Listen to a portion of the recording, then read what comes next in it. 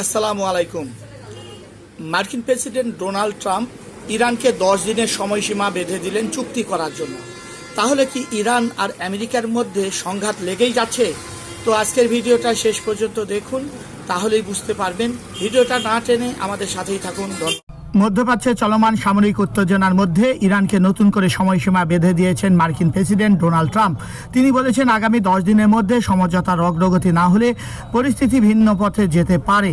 বৃহস্পতিবার 19 ফেব্রুয়ারি গাজা সংক্রান্ত এক বৈঠকে দেওয়া বক্তব্যে ট্রাম্প ইরানকে দ্রুত সিদ্ধান্ত নেওয়ার আহ্বান জানান।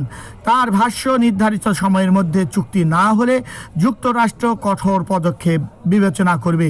এদিকে নিউ ইয়র্ক টাইমসের এক প্রতিবেদনে বলা হয়েছে, ওয়াশিংটন ইতিমধ্যে মধ্যপ্রাচ্যের সামরিক প্রস্তুতি জোরদার করেছে। অতিরিক্ত সেনা মোতায়েনের পাশাপাশি যুদ্ধ জাহাজ ও সামরিক সরঞ্জাম পাঠানো হয়েছে বলে ঊর্ধ্বতন কর্মকর্তা বরাদ্দে